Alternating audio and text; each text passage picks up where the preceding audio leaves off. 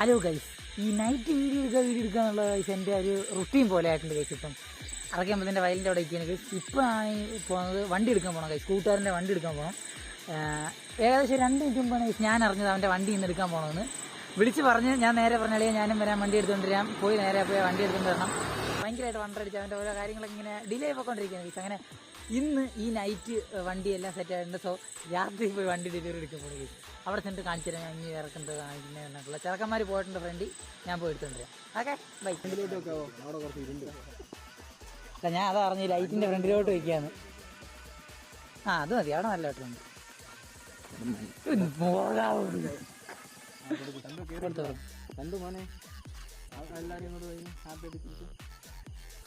ഷെയ്ക്കാനും കൂടെ കൊടുത്ത് നല്ല രസമായിരിക്കും.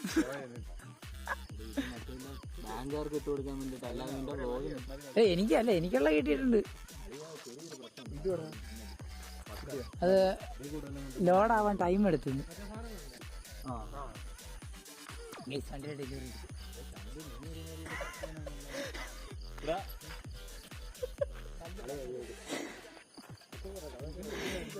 ഇത് എനിക്ക് അന്നേരം അറിയായിരുന്നു.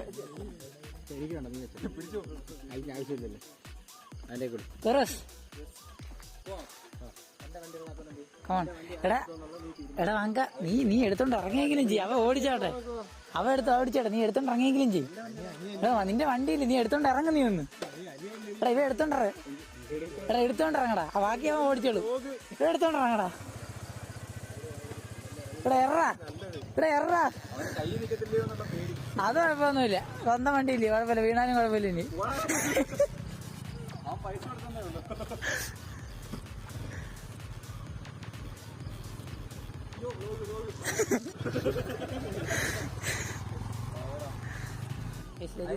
Thank you bro. ബ്രോയും കൂടെ നമ്മക്ക് പോയല്ലേ. ഇനി അമ്മ തിന്നിട്ടാണ് വീട്ടിൽ പോട്ടെ. അമ്മരെ കൊണ്ട് പിന്നെ രാത്രി എടുപ്പിക്കാം. നായേ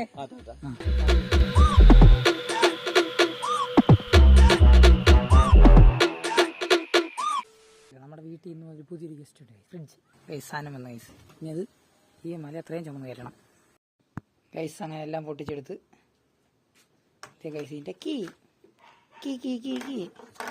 ഐസ് ഐസ് ഉണ്ടാക്കാനുള്ള സാധനം. ഇതെന്ത് ഞങ്ങളുടെ ഐസിനകത്ത് ഇങ്ങനെ ഒരു എക്സ്ട്രാ ഒരു പെട്ടി ഐസിൻ്റെ യൂസർ മാനുവല്ല. ഫ്രിഡ്ജിനൊക്കെ എന്ത് മാനുവല്. പിന്നെ മുട്ട വയ്ക്കാനുള്ള സാധനം. ഇതിവിടെ വയ്ക്കുക, 10 മുട്ട ഇറക്കി അതിനകത്ത് വയ്ക്കുക. ഐ മീൻ 6 ഇത് ഇതിനകത്ത് വയ്ക്കണം.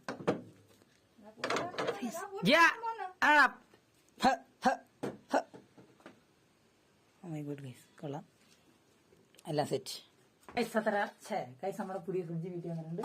ഇത് ഹെയർ, എനിക്ക് ഹെയർ അതങ്ങനെ. ഇനി എനിക്ക് നേരത്തെ കുറച്ച് കാര്യങ്ങൾ പറയാനുണ്ട്. അതും കൂടെ കഴിഞ്ഞിട്ട് ഈ വീഡിയോ നമുക്ക് എൻഡ് ചെയ്യാം. എല്ലാവർക്കും വെൽക്കം ഗൈസ്. ഞാൻ ഒരു കാര്യം കൂടെ പറയാൻ വേണ്ടിയിട്ടാണ് ലാസ്റ്റ്. വേറെ ഒന്നുമില്ല ഗൈസ്, നമ്മുടെ സഞ്ജുടേക്ക് കാര്യമാണ്. സഞ്ജു ബ്രോയുടെ കാര്യമാണ് എനിക്കും പറയാനുള്ളത്. ഇപ്പം കുറച്ച് ചർച്ചയും കാര്യങ്ങളൊക്കെ ആയിട്ട് കുറേ നാളുകൊണ്ട് ഇപ്പം നിൽക്കുന്നുണ്ട്. അപ്പോൾ എനിക്ക് പറയാനുള്ള റീസൺലി ഞാൻ പറയാനുള്ള കാരണം 1000% എനിക്ക് പറ്റും. കാരണം ഞാനും ഒരു കണ്ടന്റ് ക്രിയേറ്ററാണ്. ആസ് എ കണ്ടന്റ് ക്രിയേറ്റർ എനിക്കും ഇതിനെക്കുറിച്ച് പറയാനുള്ളൊരു അധികാരമുണ്ട്. ഇങ്ങനൊരു പ്രശ്നം വന്നതിൽ ഒരുപാട് പേര് നേരത്തെ വീഡിയോ ഇട്ടിട്ടുണ്ടായിരുന്നു കേസ് ലൈസൻസ് കട്ടാക്കി അങ്ങനെ ഇങ്ങനെയൊക്കെ പറഞ്ഞിട്ട്. പക്ഷേ അതിനായിട്ട് ഏറ്റവും മെയിനായിട്ട് നിൽക്കുന്ന ഒരാളാണ് സഞ്ജു ബ്രോ. പിന്നെ അല്ലാന്നുണ്ടെങ്കിൽ അതിൻ്റെ ഓഫീസിലെ വീഡിയോ കാര്യങ്ങളൊക്കെ അവർ പറയുന്നൊരു കൺഫർമേഷനോ കാര്യങ്ങളൊന്നും കിട്ടാതെ കൊണ്ട് ഞാൻ എന്തിന് വീഡിയോ ഉണ്ടെന്നാണ് കേസ് ഞാൻ ഇത്ര നാളും വിചാരിച്ചിരുന്നത്. സോ 2 ദിവസം മുമ്പ് സഞ്ജു ബ്രോ എന്നൊരു വീഡിയോ ഇട്ടിട്ടുണ്ടായിരുന്നു. ബ്രോ വീഡിയോ ഇട്ട് ബ്രോയുടെ വീഡിയോ ഞാൻ കണ്ടു. അതിനകത്ത് ലൈസൻസ് കട്ട് ചെയ്യുന്നുള്ള കാര്യമൊക്കെ എനിക്ക് മനസ്സിലായി കേസ്. സോ അതുകൊണ്ട് തന്നെ എനിക്ക് ഇനി ഇതിനെക്കുറിച്ച് പറയാനായിട്ട് പറ്റും. സോ എൻ്റെ ഒരു അഭിപ്രായത്തിൽ ഈ ഒരു സാമാനം ഇങ്ങനെ എന്നും കേസ് ഇത് ചെയ്യാൻ പാടില്ല. ഇങ്ങനെ ഒന്നും അതിൻ്റെ കാര്യമില്ല. എനിക്ക് സത്യം പറഞ്ഞാൽ എത്ര ആൾക്കാർ കേസ് ഈവൻ ഞാൻ പറയേണ്ട കാര്യമൊന്നുമില്ല. ന്യൂസിനകത്തും വേറെ കാര്യങ്ങളിലൊക്കെ നിങ്ങൾ തന്നെ കാണുന്നുണ്ട് കുറേ സംഭവങ്ങൾ ഇങ്ങനെ നടന്നുകൊണ്ടിരിക്കുന്നത്. വണ്ടി കൊണ്ട് വട്ടം വയ്ക്കുന്നു, വിഷയം ഉണ്ടാക്കുന്നു, എന്തൊക്കെയാണ് വണ്ടിയിൽ വെച്ച് കാണിക്കുന്നത്. ഇതിന് വേണ്ടിയിട്ട് എന്തെങ്കിലും ഒരു വാണിംഗ് മാത്രം കൊടുക്കായിരുന്നു. കാരണം ലൈഫിൽ എനിക്ക് തോന്നുന്നത് കേരളത്തിൽ നമ്മുടെ നിയമത്തിന് അനുസരിച്ച് ആരും ഇതേവരെ ചെയ്യാത്തൊരു സംഭവമാണിത്. അങ്ങനെ ചെയ്യുമ്പോഴത്തേന് അറിയാൻ പാടില്ലാത്ത ഒരാൾ എന്തെങ്കിലും ഒരു കാര്യം ചെയ്ത് കഴിഞ്ഞാൽ ജസ്റ്റ് വാൺ ചെയ്യുക. അതിന് പകരം ബ്രോയ്ക്ക് അവർ ഒരു ക്ലാസ് കൊടുത്തിട്ടുണ്ടായിരുന്നു. അതുപോലെ തന്നെ പിന്നെന്താ ഹോസ്പിറ്റലിൽ പോയിട്ടുള്ള കുറച്ച് കാര്യങ്ങളൊക്കെ ഈ 2 പണിഷ്മെന്റ് കൊടുത്തു. അത് കഴിഞ്ഞിട്ട് അതിൻ്റെ മേലെ കൂടെ കൊടുക്കേണ്ട കാര്യം ഇല്ല എന്ന് തന്നെയാണ് കേസ് എൻ്റെ ഒരു പേഴ്സണൽ ഒപ്പീനിയൻ. ഇതിനകത്ത് ഞാൻ പറയുന്ന ഫുൾ എൻ്റെ പേഴ്സണൽ ഒപ്പീനിയൻ മാത്രമാണ്.